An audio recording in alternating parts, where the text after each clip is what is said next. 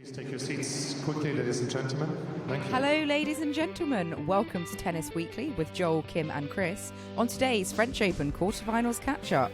Djokovic pulls out with Wimbledon participation in doubt. Andreeva and Paolini make first slam semis. And Sinner and Alcaraz just keep getting better.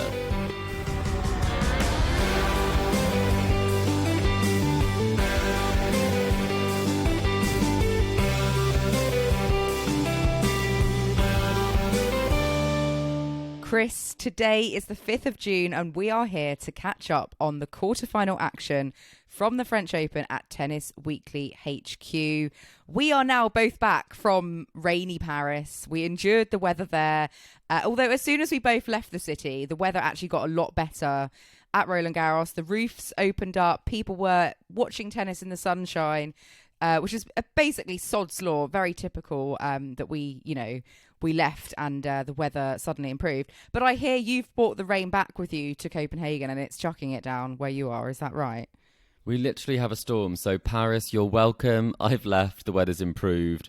But I would have to say I'm next off to Corfu. So I'm kind of worried for my friend's wedding that maybe I'll rain that one off as well. And then I think after Corfu, you're probably going to be hitting the grass UK courts at some point for yes. grass courts, right? Maybe I should warn the LTA. Yeah, Hurricane Chris. Any way they can build Sweeping like a marquee Europe. over some outside courts that don't have roofs already. Maybe I'll just have to stay home, Kim, and you'll have to cover it for me. Yeah, possibly. But we do have some live tennis at Roland Garros happening as we are speaking. We do still have the quarterfinal between Alex de Minaur and Sacha Zverev playing at the moment on Philippe Chatrier. Ooh, set point de Minaur. Set point de Minaur in the second set. So he could be going for a late one if he manages to get this second set. Could be going the distance perhaps. So we'll update before we tune out for the night a bit later on. I have to say though, Chris, I'm loving Alex de Minaur's new little super fan that's back for the quarterfinal. Little French chap called Paul, who has sort of quickly become, I think, maybe a lucky talisman for de Minaur. He has. He's almost like part of the entourage now. He was cheering from the sidelines. I think it was in the Medvedev match, and he's back. He's back in a matching outfit. He's very much part of the de Minaur journey here at Roland Garros. And over and above that, I think he may also be part of his coaching team because there's this picture where it almost looks like Alex is actually asking for some advice because he has his hands on his hips. It looks like he's really saying, come on, Alex, you've got to take this seriously. And I think he's maybe like part superfan, part, performance analyst at this point. I mean, I think he's quite young, but maybe he's a genius teenager. He's got super skills that Alex de Minaur's tapping into. But yeah, they've dressed him in his outfit. He's like a little mini-me. It's very cute, isn't it? It is very sweet. But I thought he was younger than, I think he's a teenager. We were talking about this earlier. I thought he was about 9, but I think he's probably about 13 is what, if he's a teenager, as that's been reported. But he's been on French TV, Kim. He's going to be a celebrity.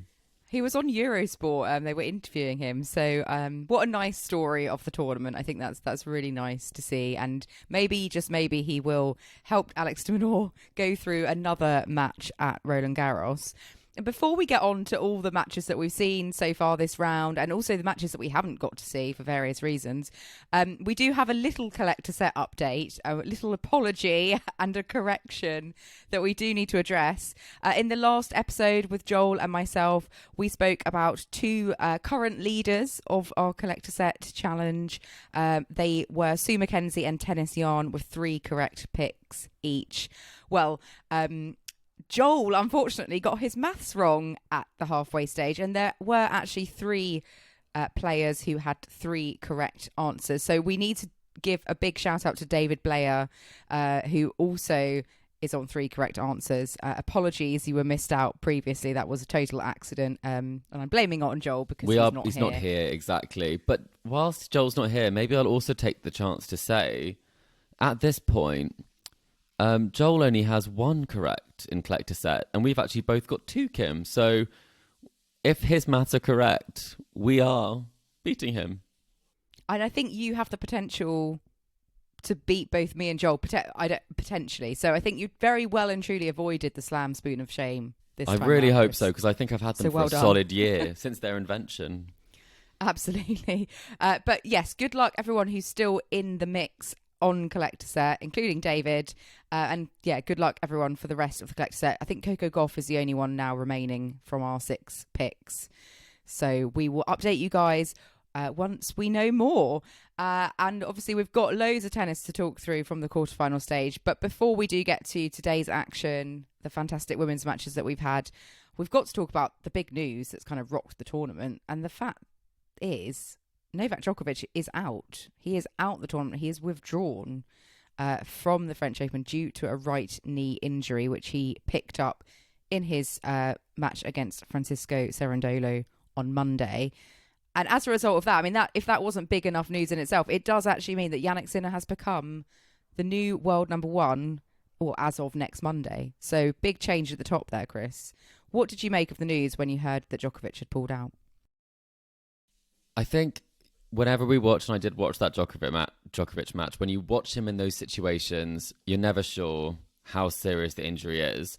And I think I probably fell slightly on the wrong side of things, thinking that potentially if he was still able to perform like that on court, that it wasn't going to be as severe, as a meniscus tear in this case. Clearly, it is something to be concerned about because, if he could continue competing, he would probably still be the favourite for the title, or he would be very much up there in contention. He had a good semi-final against Casper Ruud lined up potentially. Good quarterfinal lined up against Casper Ruud, I should say.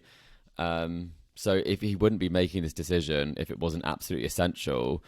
And we have also heard that he has had surgery. It's reported he's had surgery yesterday.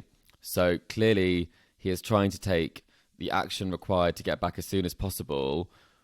And if we're thinking about it, Kim, it's not looking like we'll see him on the grass. We might not see him on Nadal or Djokovic on the grass this summer.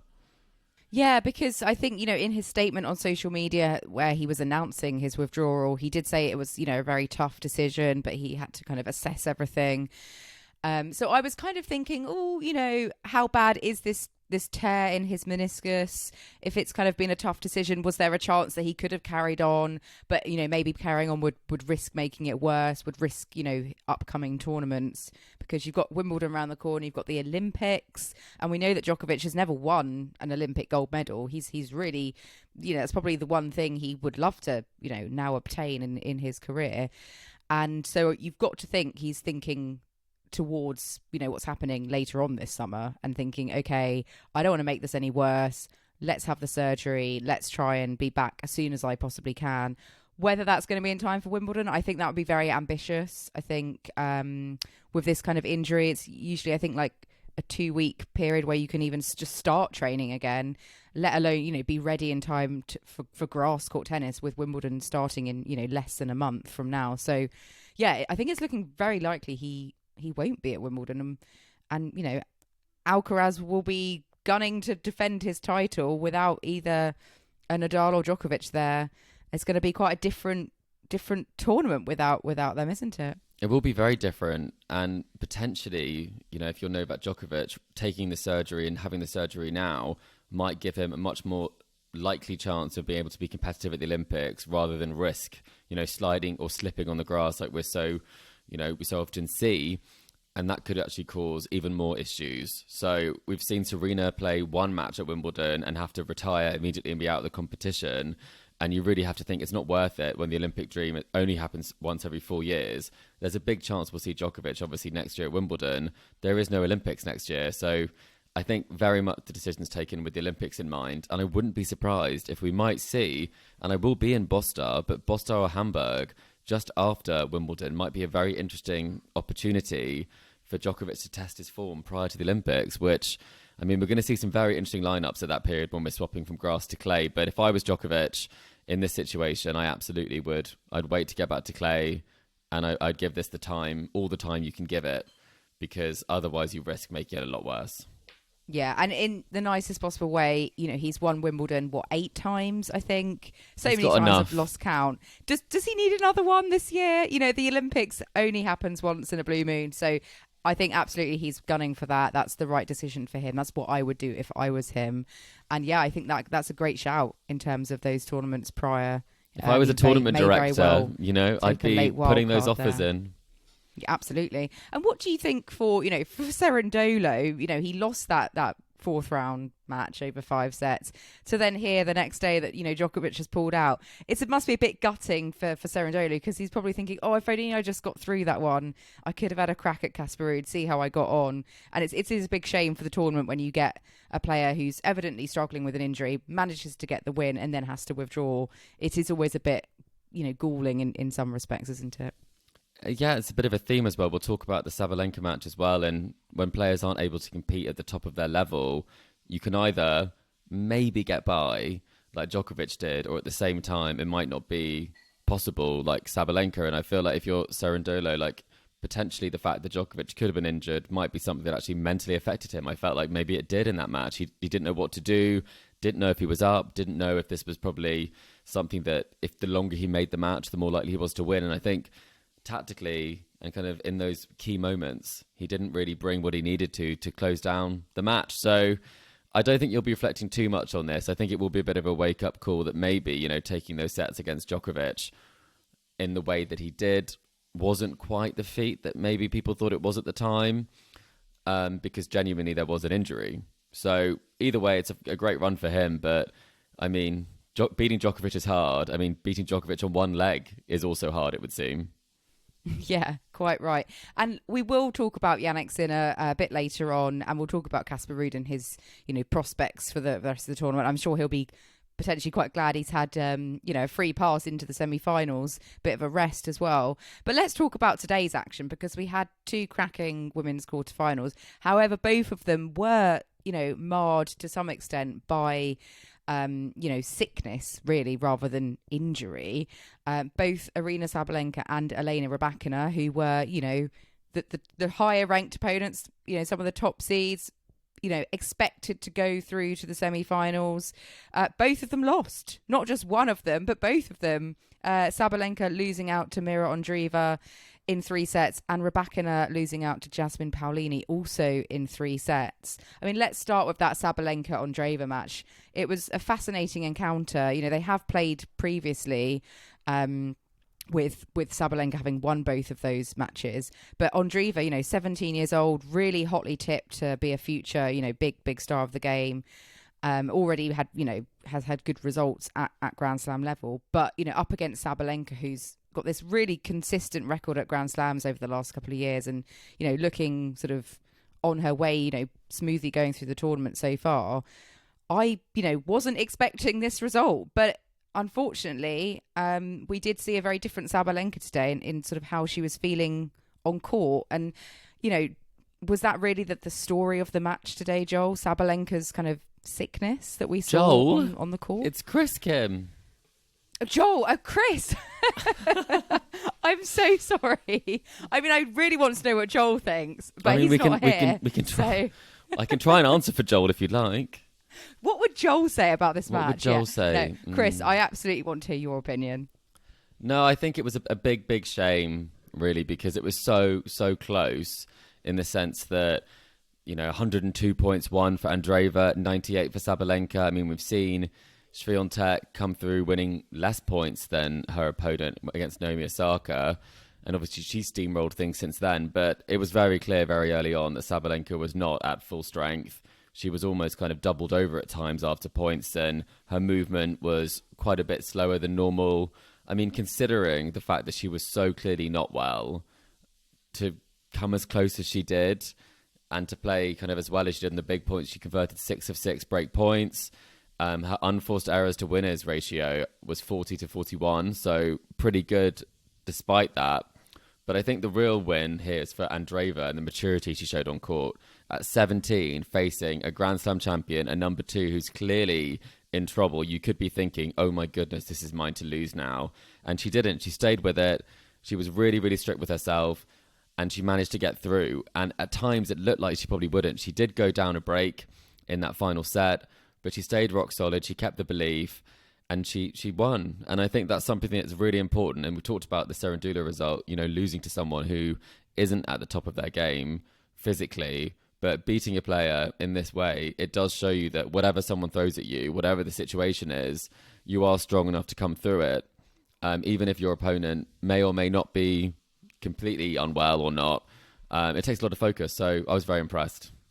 Yeah, very cool and sort of calm and collected, considering the nature of this stage of the tournament, who you're playing, the situation.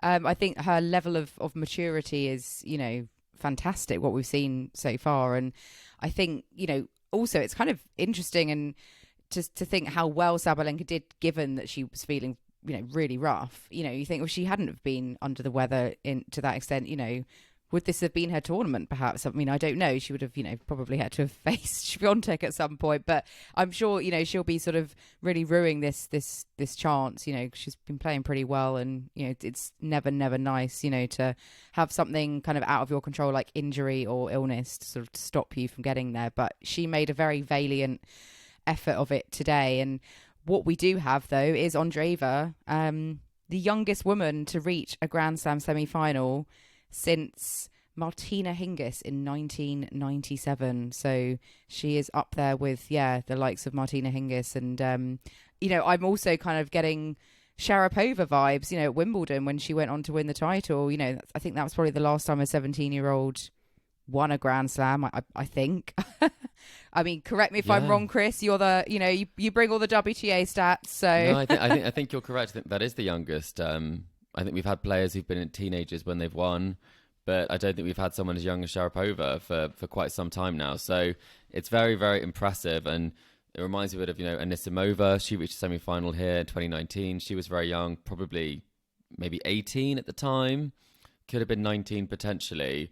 And obviously Coco Gauff coming through recently and Raducanu. So we have seen a lot of young talent. I think a lot of people had, really were picking her to do well. I think Chris Evert said that she always thought she would do well. Even on the podcast last year for the predictions episode, Matt Flutterman actually said he thought she'd make the final, I think, at the French. So he clearly knows quite his good stuff. Isn't it looking good? It is. So I think it's great to see her coming through. And, with Coco, she did so much on the tour and became like a real staple in the top 10. But didn't quite get that breakthrough that maybe she would have wanted at a very, very young age. Obviously still very young in terms of what she achieved. So I think it's very positive that Mira's got this at this point, because otherwise I think the burden of expectation can become too great to bear. And the consistency as well. We've already seen her make the fourth round at Wimbledon and the Australian Open.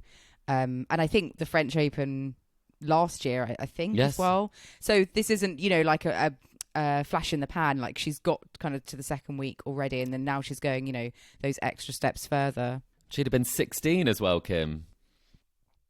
60, yeah, absolutely. And so she's already up to 23 in the live rankings. If she wins her semi-final, she'll be up to 15. So I'm sure before we know it, she'll be, a top 10 player and regularly getting to these stages. But her opponent in the semi-final will be Jasmine Paolini, the 12th seed, because she knocked out Elena Rybakina.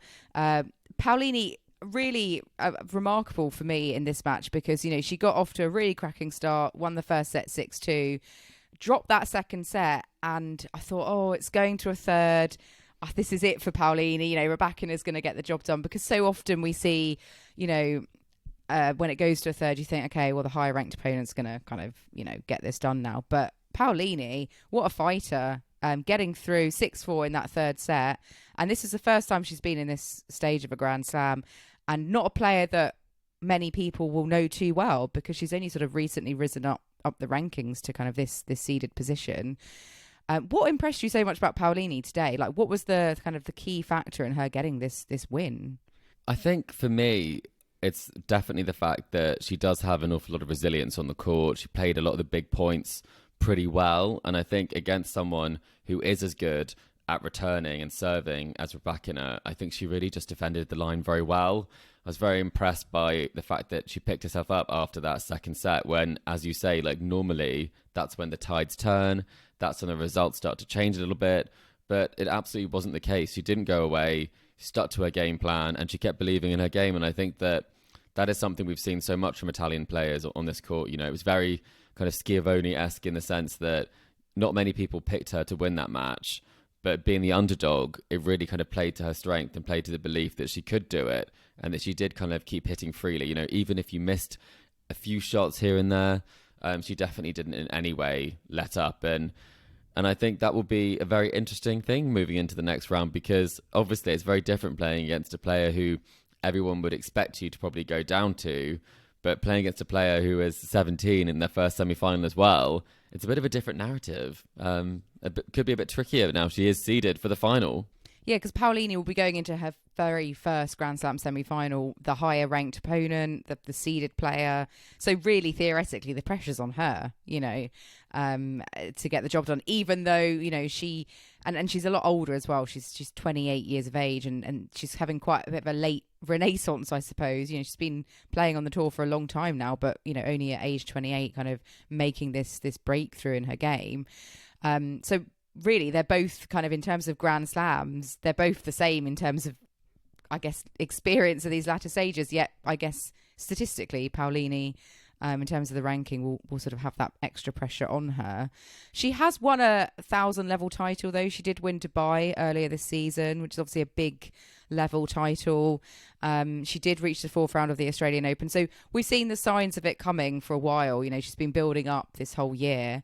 And I think this is, a great reward and, for all that sort of hard work and run of form that she's been having over the kind of past months or so. Yeah, absolutely. And I think she's actually just been improving. I think that run to the title in Dubai was a very good run. She did play some really great tennis. But I think after that, I think what she's done really well is that she has just kept getting some good results since then. She hasn't let it go away at all. And she's really been kind of a staple on the tour at some of the higher level events, which I think is something she, as you say, she hasn't had much experience of. And so I think, irrespective of the result, it will be a really positive experience on the big stage for her. It was her first time on Philippe Chatrier.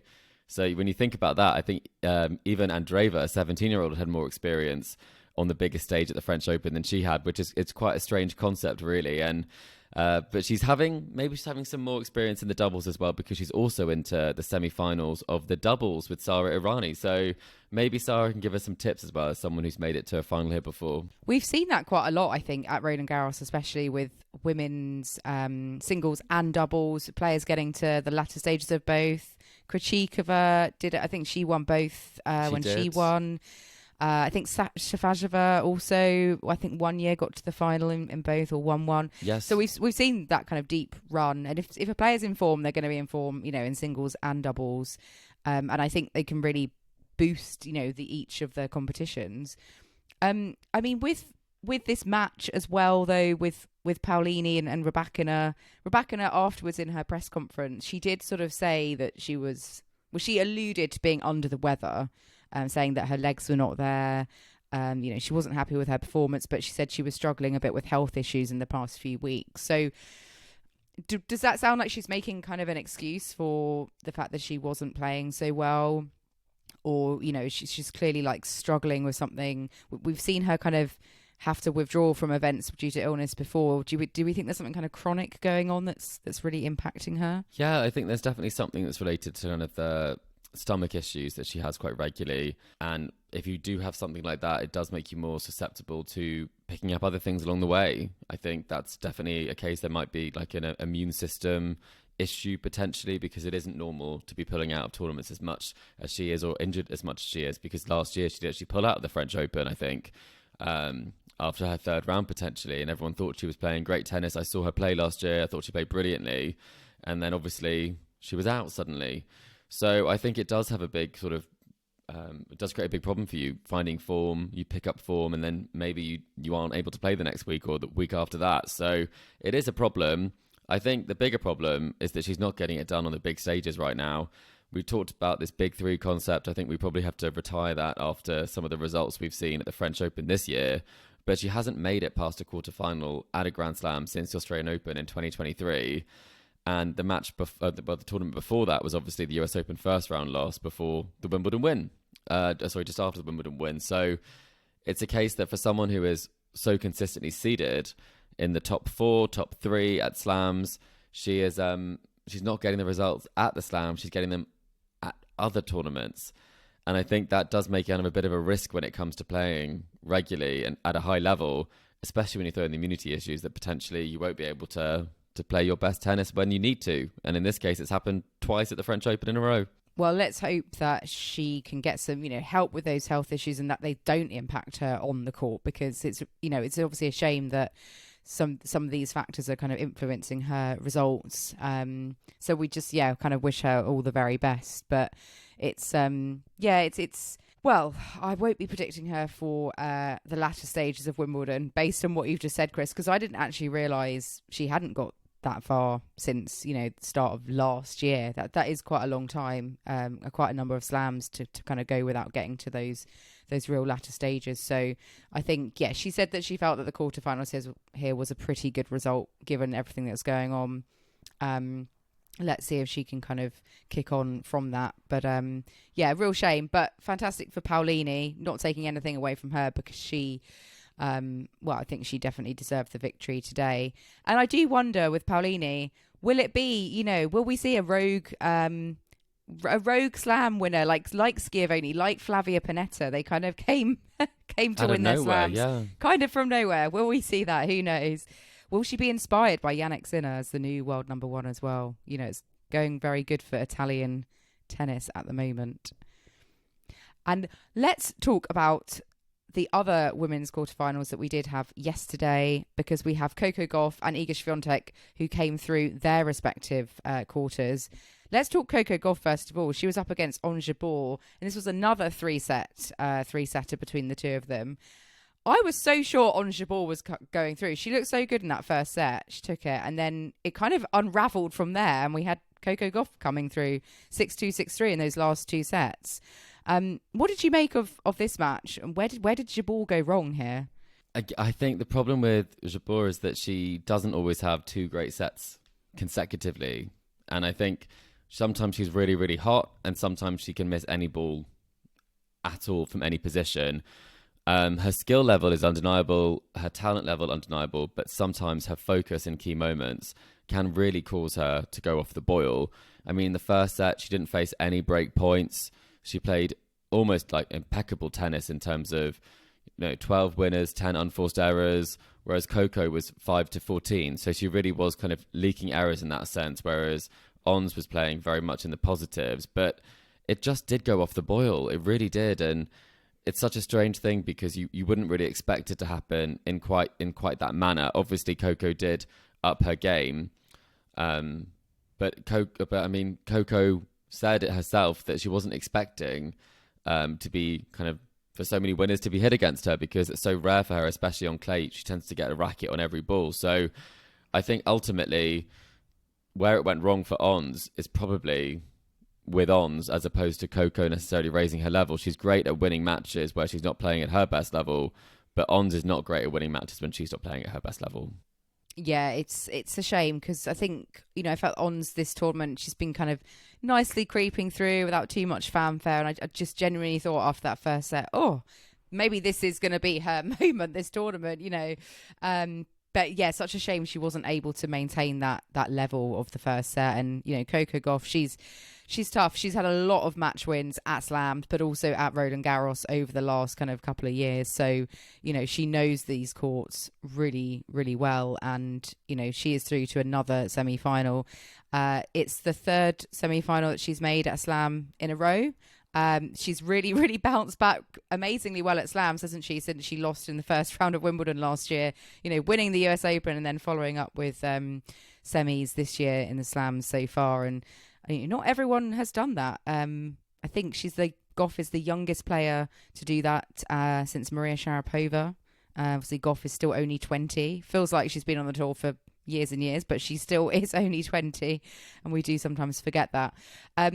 Obviously, she's got Swiatek up next, which we'll get onto in a second. But I wanted to touch upon some of the comments that Ons Jabeur made after losing. And she's kind of really criticised the scheduling at the French Open. Surprise, surprise. We've never had anyone criticise the scheduling before, have we?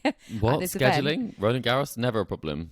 But yeah, Ons Jabeur basically saying, she doesn't think that kind of starting these like women's quarterfinals essentially at 11 a.m, the first time slot every day when the stadium is barely full with barely any, spectators in the crowd, that she doesn't agree with that. She thinks obviously that, you know, the female players deserve a lot better. And contrasting to that, you've got the night sessions.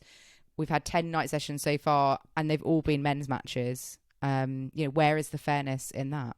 Completely. I think she's very much correct that when you do reach, you know, a slam quarterfinal, it's a big thing. It's a big moment. You want a crowd, you want an audience. It's a very big deal. And if you play in the opening slot on Chatrier, which for everyday women have, and even on sort of the different sort of quarterfinals, semi-finals days, now it becomes the women play on one day, the men play on another day. So that issue will be slightly negated. But for the whole tournament, it's been the same thing. The women open in the slot where no one wants to see, and then in the slot that does well on television, it's the men. There's no denying it, really. And I think, unfortunately, she says it herself that she'd love to see, you know, the contract that, you know, Prime has or whoever has with the night session, because clearly it's not a case that the players are being put first in that. It's definitely a case that the TV audience or the contract is being put first. So I think the playing late thing, we're all in agreement. It makes no sense at all. It's not healthy. And then playing early, I think it's fine to get your match done, but it really loses the sense of the moment and the achievement to make a Grand Slam quarterfinal. Yeah, because she says, you know, she doesn't necessarily want to play in the night match herself, or, you know, because they go really late, you know, it's not really fair on the body. I think she's basically saying, scrap the night matches, just, you know, mix the schedule in the day up a bit more, and have the, you know, the women's quarterfinals, like that peak afternoon match, which you know, they seem to sort of prioritize a lot at Roland Garros. And yeah, I think it's a great shout in terms of like actually physically seeing what's in the contract. You know, is it written down that it says, oh, you know, you have to have a men's match on? Because I mean, that's just reeks of discrimination, doesn't it, if it's in the contract? They have advertisers, they have a certain number of viewers maybe they have to deliver or whatever. So, I mean, it's an interesting question, and I've never really thought about it from the perspective of that the French Open officials maybe don't have the power to decide who plays in that session.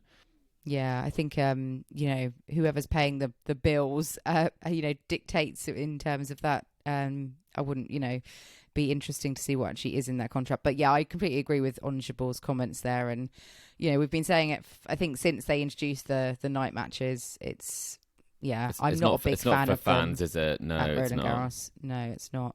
But Ons Jabeur, well, let's see her back at Wimbledon. Let's wish her more success there. And let's hope she can kind of bring us that form from the first set of that quarterfinal and show up on the grass courts that she loves so much at Wimbledon. But she is out of the French Open. Coco Gauff lives to fight on in the semi-finals tomorrow. She faces Iga Swiatek, who just cruised to victory yet again. This time she was up against Marketa Vondrousova, the Wimbledon champion from last year. You would think Vondrousova, being the fifth seed, being a Grand Slam champion, being a former finalist at Roland Garros as well, you would think she would get more than 2 games. But no, she lost 6-love, 6-2 in just over an hour. What does this say about Iga Swiatek and the opposition, Chris? It's not a fantastic advert for women's tennis, unfortunately, the performance from Vondrousova. I think there is the question of how good is Iga Swiatek versus the rest of the field. I think Naomi Osaka played exceptionally well to almost take her out of the tournament. There are players who do beat her at these slams, but I was very surprised that a player who is as good as Vondrousova almost psyched herself out before she started. I think she said that she didn't really have any expectations of winning it, and she played like that. I think she really let Iga get into head before the match started, rather than thinking, you know what, I've got nothing to lose, let's try and make this as difficult as possible for her, because it really did just feel like a bit of a non-event, which is a big shame, because I thought, you know what, maybe this would be the chance that she gets to really go for it, to show off some of the talent and skill level that we saw last year, which she hasn't really replicated this year. But unfortunately, you know, another 62-minute match. I mean, if that was the night session match, the only thing I could say in defense of the scheduling is that when you get one match and Iga Swiatek wins in an hour or less, that's not really what people would pay to go and see, because it's so quick and it's not a contest. So I do understand the idea that you want to make sure that people get their money's worth, but at the same time, if you can't have it on a level playing field, then I don't think it makes sense. I think Ons said put two matches on and start it earlier, but you'd have to put almost 3 on if Iga's going to play this quickly. Yeah, I bet she's in a way a bit of a nightmare if you think, oh, okay, is this going to be an absolute, rout? Is it going to be over so quickly? Like, do we factor that into the scheduling? But I mean, it's not always the case, though, like we saw in that Osaka match. But really, that I think, since that Osaka match, she has like moved on and just elevated, and just think in that second round, she could have been out the tournament, like match point down. She had a scare. It's crazy. It really gave her a wake-up call, I think. Absolutely. Yeah. And interestingly, they had played previously, I think in 2020, the first year Swiatek won Roland Garros. She did play Vondrousova, I think, in the first round. And I think Vondrousova also got heavily beaten there. So I suppose maybe that was playing like on her mind. 1-1 or something. It was really quite surprising, that result. And that was what really made people stand to attention, that French Open, when she won it on I think that was an outside court, and it was very, very cold and windy. It was October, the first time she won it. Yes, that was the rescheduled French, wasn't it, that year because of COVID? I mean, Swiatek and Coco Gauff played here in 2022 in the final. They also played last year in the quarterfinals. Iga Swiatek has, won both of them. She only lost to Coco Gauff once in her career. It's very one-sided head-to-head. Do you see any chance that Coco Gauff is going to get the better of her? To be honest, I don't. I think the matchup on clay is not great for Coco. I think a hard court is a much better matchup for her against Iga. So on clay and at Roland Garros, I mean, the evidence says, and the form book says, it's not going to happen. And I would be inclined to go that way for this one. What about yourself? Yeah, I think Swiatek, 100% for me, will win.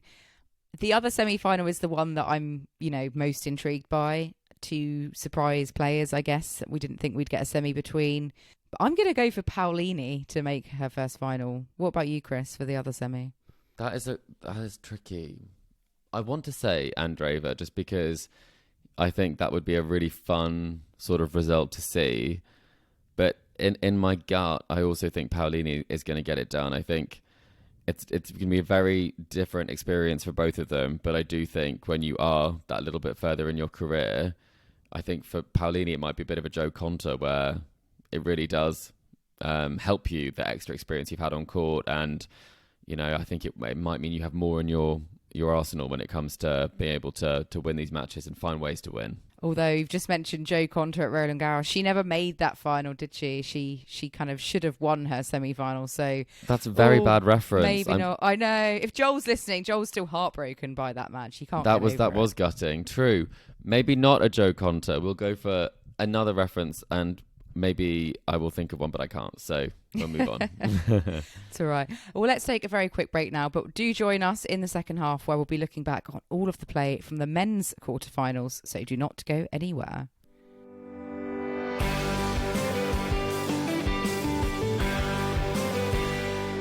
Welcome back to the Tennis Weekly podcast. And now we're going to look at the men's quarterfinals.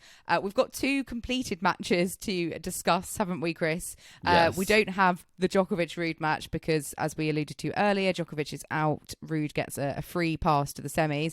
The Zverev-Minaur match is still going on. Zverev is now 2 sets up. So that's kind of early stages of the third set as we're chatting. So it's looking like Zverev is going to be the winner there, but it's not over till the fat lady sings. Let's talk first of all about Jannik Sinner.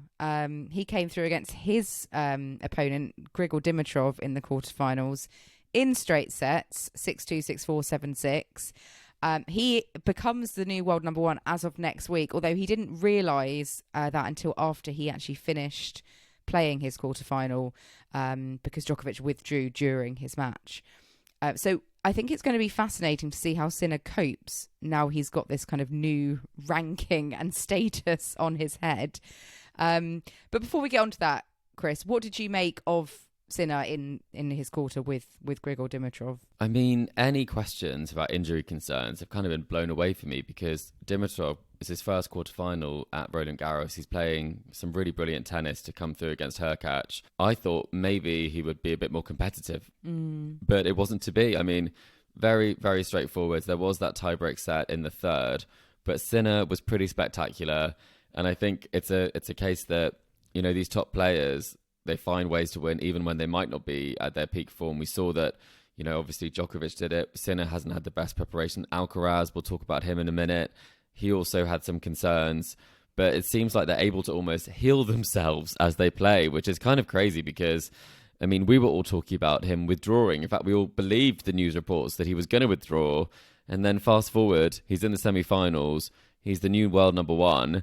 And he's got a shot to pick up his second Grand Slam title as well as second of the season. It really is shaping up to be a very, very interesting completion of the tournament, because when something like this happens and someone by default gets the world number 1 ranking, not because of a big result, but because someone has not been able to continue competing, and a little bit like the Ash Barty retirement for Iga Swiatek, you really hope that they're able to back it up and do something to make a statement. Otherwise, it can feel a little bit not flat at all, because it's such a great achievement, but it can take the shine off it.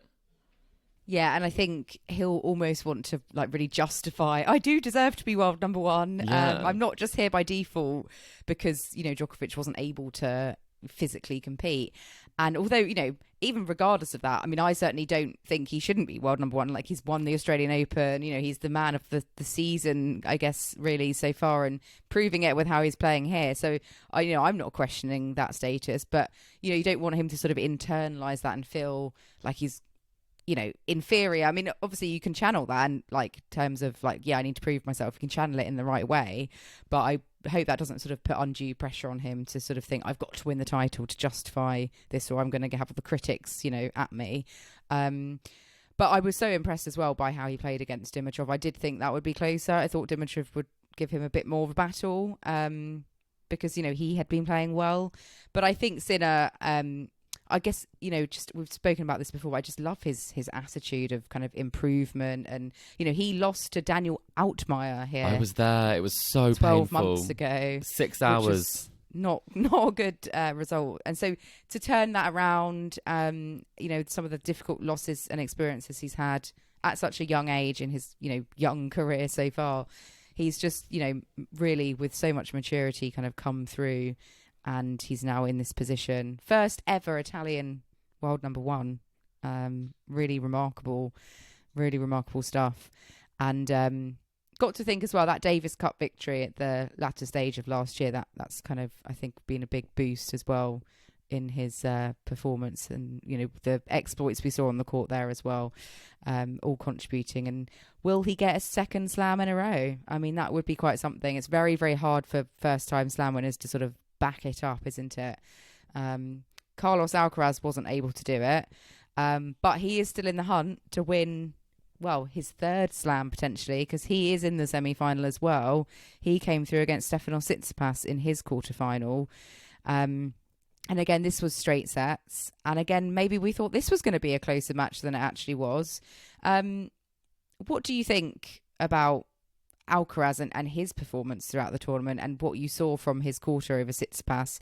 What you saw, do you think he's got the game to beat Sinner in the form that he's in? I think it's going to be a very interesting contest. It did look like it would be over very, very quickly when Alcaraz, I think he went up 6-3, 4-1, and then Tsitsipas did manage to break him finally and make it a bit of a contest. But ultimately, even in those moments, he was so composed. And I think this confidence that he's been talking about in press is really kind of coming through. He thinks his forehand, he's hitting it better than he has done for a long time. He's playing well. He's moving well. The injury question seems to have gone at this point. And you just have to think that, what Alcaraz and Sinner are able to do, it is very reminiscent of how, the big three used to come through in slams, pretty unscathed for the most part before they get to the later stages of the tournament. And it was very, very run-of-the-mill in terms of the Tsitsipas performance. I think at times he was competitive. I think probably Alcaraz did have a little slip on the mental side of things in that second set, but he definitely could have taken it. And in the tie-break, there was no doubt he would take it. So, ultimately, it's just great to see the two young players who are right at the top of the rankings playing well, seem to be fit at a time when we thought maybe this would be a very tricky period of the year for them, but apparently not, Kim. We both had we all had question marks over both of them coming in terms of fitness and injury. Tsitsipas was going to win it, didn't I? I thought they were not playing. I don't think any of us actually predicted either Alcaraz or Sinner maybe to get to this stage. I'm not sure. I think I might have had one of them, but I think it's really shaping up for a popcorn match on Friday, a showstopper perhaps between the two of them. And I keep thinking back to that marketing poster that Wimbledon produced last season. They knew, they had the prophecy. But just going back to Tsitsipas, like, he's never beaten Alcaraz. Alcaraz now has a 6 love head-to-head against him. So Tsitsipas said he has a mental barrier when it comes to playing Alcaraz, and that probably did count for quite a lot. He's probably thought, I've never been able to beat him. I just can't deal with his game. I need to come up with something different. And I think, that having that mental block, I don't think that was very helpful, and he needs to kind of do some work around that, because it's just, what we saw, it didn't show any kind of hope in terms of Tsitsipas being able to kind of get past Alcaraz. But yeah, what about the grunt though, Kim? This was something where it was the frustration of this head-to-head that got to Tsitsipas, but he did complain to the umpire multiple times about this extended grunt that was actually impacting his shots. I think he said it a number of times, and then after the tiebreak, he also then said it again at the start of the third set. Do you think that Alcaraz does kind of extend the grunt? I think a few players do this when they hit a good shot. They then extend the grunt almost as a celebration of that shot. That's what Tsitsipas was sort of saying was happening.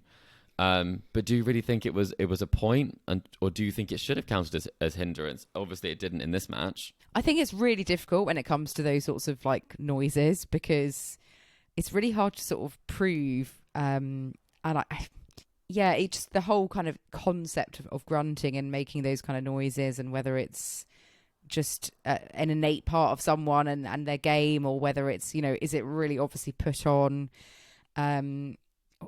It's really difficult. And I almost feel like, to call it a hindrance, maybe the umpire could understand and have a gentle word with someone, but I don't know. I think you've got to just, as the opposition, you've got to just almost channel it out and just not let those sort of things get to you. You can't control what vocal sounds are going to come out of the other person, or you can't control whether someone in the crowd shouts out. You've kind of got to just get on with it in the nicest possible way. I appreciate it's not ideal, but it's I think you've got to kind of rise above any potential distractions, whether they come from the other player or the crowd. If you're thinking about what your opponent is doing in those moments, then probably you should focus on your side of the net a bit more, because it shouldn't be distracting you. I think that is the bottom line. Yeah, if that's where your mental energy and focus is going, then it's not on what you should be focusing on, isn't it? So, I mean, it is Tsitsipas. Do you think he's going to be this kind of lost generation between the big three, and then, the Sinners and the Alcarazes, where, he's just kind of not going to win his own slam? Is he going to get his own opportunity? Because he just doesn't seem to have that ability to challenge Alcaraz and Sinner if they're playing as well as, we know that they can play and have been playing. And Tsitsipas wasn't able to do it when he has reached, finals here and up against, Djokovic's, etc. Do you think it may just be, he's going to be that kind of lost generation, kind of in limbo a little bit?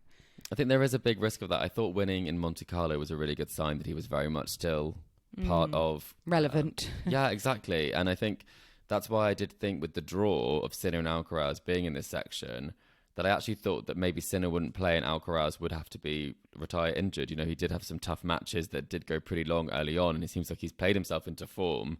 But ultimately, I thought this was a great opportunity for Tsitsipas. But turns out Sinner and Alcaraz are playing some of their best tennis. So I think for me, my prediction of him winning came from the fact that I thought there was that absence of Djokovic, for example, or Sinner and Alcaraz playing their best or being fit. So I think if you're thinking like that, that's the only way he'd be able to get a slam, it might be more wishful thinking than it is actually likely to happen. And there is a big risk he's not going to live up to maybe what some people thought, or maybe what he hoped for himself, by nabbing a Grand Slam. But you never know. Anyone can win, anyone can lose. But I do think from a team perspective and from a mental perspective that he hasn't got the right setup to win a slam right now. I think at the moment, as it stands, if he's going to win one, it's sort of going to be a Marin Cilic situation. Yeah. Where the sort of the dice just kind of rolled for him. I'm not taking anything away from Marin Cilic. He deserved to win that slam. But, certain factors are at play there. some surprise results. So let's look at Alcaraz against Sinner, because their previous matches, I mean, their head-to-head is 4 apiece. But they're three, I think, three of their previous encounters that may be irrelevant. They have played at slams before. They played at Wimbledon 2022, fourth round. Sinner won that one in 4 sets. They played the same year at the US Open, Alcaraz winning that one in 5 sets. That's the year that Alcaraz won the tournament. They played earlier this year at Indian Wells, which we know is hard court. That was in the semi-finals. Alcaraz beating Sinner in 3 sets there. Can we go too much on these results, or is it, Sinner's kind of a bit of a different player now to some of those earlier matches? It's on clay. We're where we are. Can we go too much on that head-to-head? It's hard to know, especially when it's 4-all. I think the big one that stands out for me, well, the big 2 that stand out for me are the last result, where nobody really thought Carlos Alcaraz was going to take out Jannik Sinner in Indian Wells, bringing that winning run to an end, especially after he lost the first set 6-1, and then Sinner sort of went away a little bit, which is not something we've seen particularly since then. I think that will be very important to Carlos Alcaraz, really believing he can get this done. I think the surface also does lend itself a little bit more to Carlos Alcaraz. Having said that, he did lose their only outdoor clay encounter, and that was in Umag in 2022. So that was 6-7, 6-1, 6-1 to Jannik Sinner. So I think it's very hard to call at this point. I think for Alcaraz, he will feel probably more confident at this point, because Sinner has that extra pressure of the world number 1 on his shoulders. And if, for example, Alcaraz does win, then he will have 2 Grand Slam titles to his name to Sinner's 1. And then how much do you really feel like a world number 1 if you're Jannik Sinner? So I think you have to try and put that to the back of your mind if you're Jannik Sinner. But for me, I can see Carlos Alcaraz coming through this encounter. I mean, if Alcaraz wins this tournament, he would have 3 slams. But I mean, he's 2-1 at the moment, isn't he? He's got the US Open and Wimbledon. He would currently hold 2, yeah, exactly. He would currently hold 2, yeah. And he has been world number 1, hasn't he? So he might think, hang on, I'm going to get the world number 1 back, not you. It's me. I'm the natural pretender to Djokovic. Yeah, I'm going to go with Alcaraz as well, purely because I think it's so tough to back up your first slam win, and it's very unusual to see a first-time slam winner kind of just win 2 in a row on different surfaces as well. And I think, therefore, I'm going with Alcaraz, because I think, I just feel like that extra kind of number 1 pressure is maybe going to get to Sinner a little bit. I think Alcaraz is going to come out on top, but I do think it's going to be a fantastic encounter. I'm very much looking forward to it. Could be a right classic. And I certainly think it's going to be the pick of the 2 semi-finals. The other semi-final, we do have Casper Ruud involved, and it's looking very, very likely that it's going to be Sacha Zverev, because he is a break-up in the 3rd set over Alex de Minaur. So it's looking like that's going to be a straight sets victory for Zverev. So both of these players are into their 3rd straight Roland Garros semi-final, I think, because they both, they actually played each other last year, didn't they, in the semi-final, with Ruud coming out on top.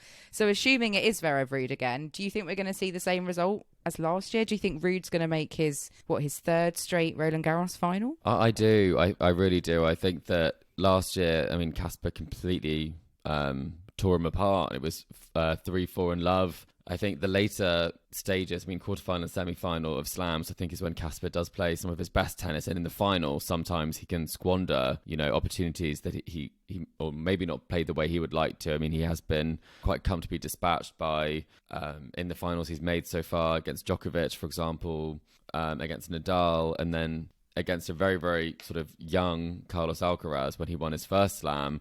That was not the most competitive throughout, but it was a decent effort. But I think that not getting the win in the final does lead to some sort of mental scar tissue there. But in terms of this match, I think Casper does have the edge. He's won the last 2 encounters that they've played, and I think that on clay, Casper is the better player. And I think that Zverev, as well as he has played at certain moments, I think that Casper is pretty seasoned on these courts, and it might be one step too far again. Yeah, I think it's a tricky one. I think it's going to be at least 4 sets. I don't think it would be... straight sets, yeah. Yeah, I don't think it would be kind of the whitewash that it was last year with Ruud and that scoreline. But I can kind of see both scenarios happening. It would be really interesting if Zverev were to win and get into his 2nd Grand Slam final. And we saw how close he came to winning his first Grand Slam final. And I don't know. And obviously in the semis at Australia, this year. He arguably should have won that semi-final over Medvedev, and just messed up there. So it'll be interesting to see if he's going to let these like nerves and these kind of historic occasions get the better of him. But I mean, do you think realistically the final is kind of the Alcaraz Sinner match? Do you think the winner of that is likely to be the overall winner? Or am I putting words into your mouth here, Chris? Because I know you'd love Casper Ruud to win, wouldn't you? I know, I would love it. I almost did the same as what you do with Nadal, where you don't predict him to win because you don't want to curse it. But I would love if he won. I do think level-wise, if I'm being completely honest, I think Alcaraz and Sinner are playing at a higher level than Casper. I think a final would be a great result for him. But I do think the winner will come from Sinner-Alcaraz. And I do think Alcaraz is going to win the title, his first French Open, which will be 3 slams on 3 different surfaces, which is, I mean, I'm sure if that does happen, we'll tell you if that's a record or if anyone's done that before and at what age, but I can't see someone winning that isn't in that semi-final, which probably means they will now, Kim. I've lost track of how old Alcaraz actually is, but I think for sure he would certainly be the youngest. I believe he's 21. Have done that. Yeah, certainly it'd be way younger than, like, obviously Rafa having won on all 3 surfaces. So that would be some feat. So we'll see. We will see if that happens or not. Sadly, I don't think Alex de Minaur's mascot Paul in the matching outfit is going to maybe Paul went to bed. Blinding comeback now. But yeah, maybe he had to go to bed. It was past his bedtime. Let's have a look at tomorrow's order of play, because we do have the women's singles semi-finals, Swiatek versus Gauff, and then Paolini Andreeva. Before that, though, we do have the mixed doubles final, where Neil Skupski is involved for Great Britain, playing with Desiree Krojcik. They are the 4th seeds, and they are up against Laura Siegmund and Edouard Roger-Vasselin, the 2nd seeds. So very stalwart, kind of experienced doubles pairings there, fighting it out for the mixed doubles title here. So hopefully we'll have some British success there. And then otherwise, well, we'll be back Friday to round up the semi-finals. I think that's in your capable hands, Chris, along with Joel. It is, yes. Joel and I are reunited. It's been a while. Yes, and I apologise for calling you Joel earlier. I don't know how that happened. Joel will love it. You're on his mind. Yeah. But listeners, thank you so much for tuning in. I hope you've enjoyed our latest episode of the Tennis Weekly podcast. Do remember to subscribe to us to stay up to date on all of the action for the rest of the tournament at Roland Garros. We are on Apple Podcasts, Spotify, and all major podcasting platforms out there. So if you like what you're hearing, then do make sure to leave us a rating and review on Apple Podcasts or Spotify. You can also follow us on social media or email the show. We're on Facebook, Instagram, TikTok, YouTube, and X, and the handle for all of those is Tennis Weekly Pod. You can purchase our Tennis Weekly merch. There's only a few items left, and that's at etsy.com/shop/tennisweeklypodcast. You can email the show, tennisweeklypod@gmail.com, or check out our website, tennisweekly.co.uk. And Joel and Chris will be back on Friday at Tennis Weekly HQ for the semi-finals catch-up. So I do hope you can join them for that and enjoy all of the tennis in the meantime from Roland Garros. But for now, it's goodbye from Chris. Goodbye. And it's goodbye from me. We'll see you again soon.